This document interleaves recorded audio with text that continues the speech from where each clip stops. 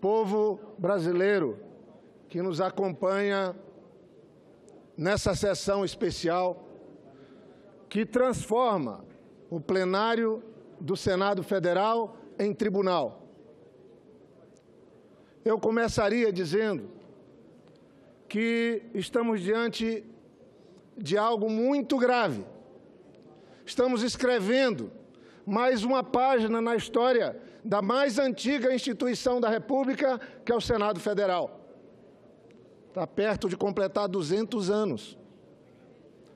E nessa sessão, temos aqui alguns brasileiros devem se perguntar o que faz na presidência do Senado dessa sessão o ilustre ministro, presidente do Supremo Tribunal Federal. Alguns adversários nossos, que eu respeito, por divergirem da nossa posição, usam o fato de Vossa Excelência estar presidindo essa sessão como se isso fosse uma chancela no golpe parlamentar que está sendo implementado no Brasil nesse processo de impeachment. E eu ouso dizer, fazendo mais uma vez referência, que Vossa Excelência está aqui tão somente porque a lei que rege o impeachment é uma lei do século passado, da metade do século passado. E os brasileiros precisam entender que a presença de Vossa Excelência aqui não significa que o Supremo está conduzindo ou está decidindo o processo de impeachment. Ao contrário, a lei de 1950, a lei 1079, ela foi feita quando o vice-presidente da República era também o presidente do Senado. E óbvio, no caso de impeachment, de apreciação de crime de responsabilidade do chefe do Executivo, não cabe o vice-presidente da República ser o presidente dessa sessão.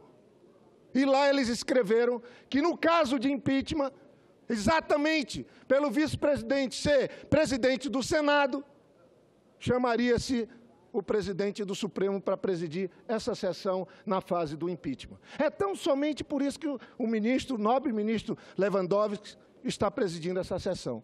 Mas alguns usam para dizer que o Supremo está assinando embaixo desse golpe. O Supremo Tribunal Federal, a nossa mais alta Corte de Justiça, não assina embaixo de golpe. Quem está dando golpe é o Parlamento brasileiro. Quem está dando golpe é o senhor Eduardo Cunha, que iniciou esse processo. Eu lamento, respeito a posição dos colegas senadores e senadoras. Nós vamos até o fim, tentando pôr fim a essa marcha da insensatez. Estão ferindo de morte a democracia brasileira. Nós somos um país fantástico, somos invejados. Usa-se muitas frases para definir o Brasil. Bonito por natureza, o país mais rico do mundo, que tem o povo mais fantástico desse planeta.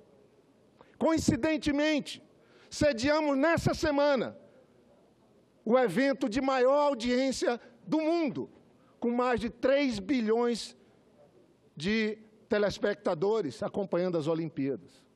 Ninguém mais se pergunta quem foi, que país foi esse, já que as mais de 200 nações do mundo disputam sediar uma Olimpíada. Que país é esse que, depois de 500 anos, traz as Olimpíadas para cá, traz a Copa do Mundo para cá? Esse é o país do Lula da Silva.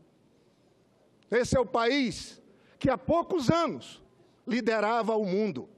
Tinha um líder mundial na presidência da República. Esse país que chamava a atenção do mundo por ter o maior programa de inclusão social sendo praticado no mundo inteiro, com dezenas de milhões de pessoas saindo da miséria, da pobreza, da fome. Foi esse governo de Lula e de Dilma que tirou o Brasil do mapa da fome. Foi esse governo que fez com que a minha região amazônica fosse incluída no mapa brasileiro. Foi esse governo que tirou o Nordeste brasileiro daquela mancha escura e atrasada do nosso mapa. e trouxe o Nordeste para o desenvolvimento.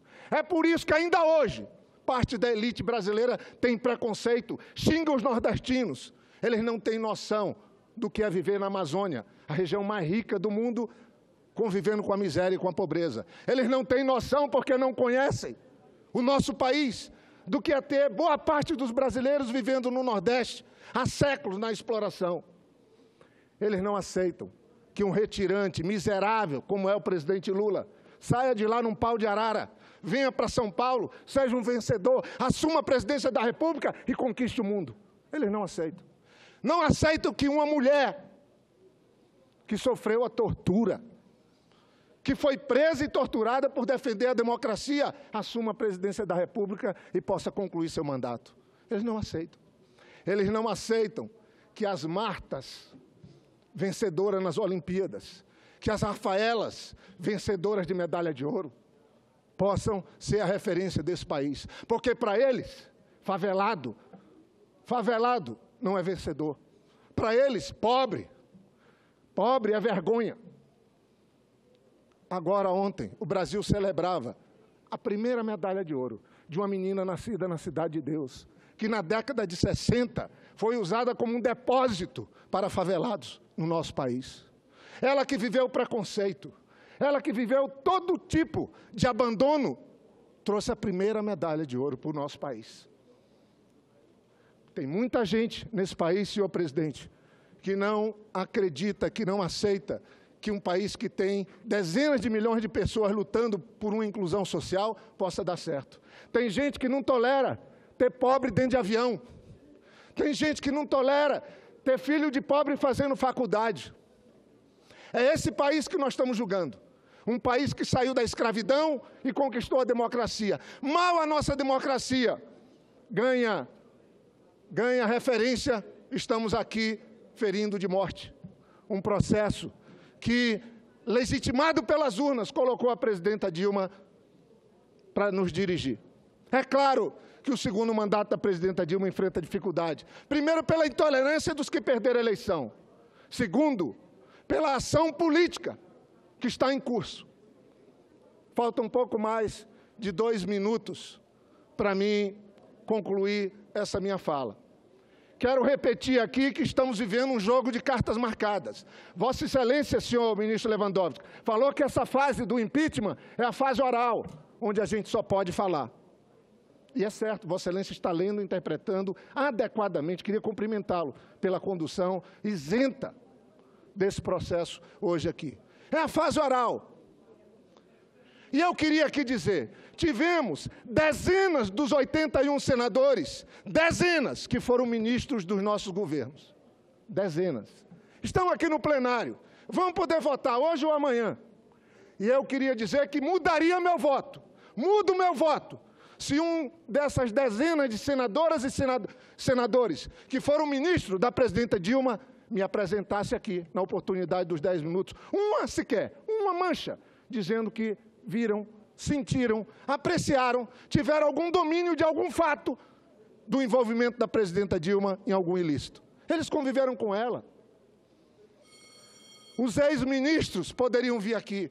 As ex-ministras poderiam vir aqui, como fazem o senador Armando Monteiro, como faz a senadora Cátia Abreu. Vim aqui e dar o seu testemunho. Não, quando o presidente Lula era o mais popular brasileiro, muitos dos que estão hoje condenando esse processo de governo nosso estavam lá tirando seus benefícios para buscar e recuperar mandatos. Eu encerro, senhor presidente, dizendo que lamento que, na presença de Vossa Excelência, o Senado esteja escrevendo uma das páginas mais tristes da sua história e ferindo de morte a nossa democracia. Que o povo brasileiro aprecie e veja que isso aqui não é um tribunal, é um tribunal de carta marcada, onde não há julgamento, apenas uma sentença em curso que pega o PMDB, que mandou nesse país durante 20 anos, e coloca na presidência da República sem um único voto popular. Muito obrigado, senhor presidente.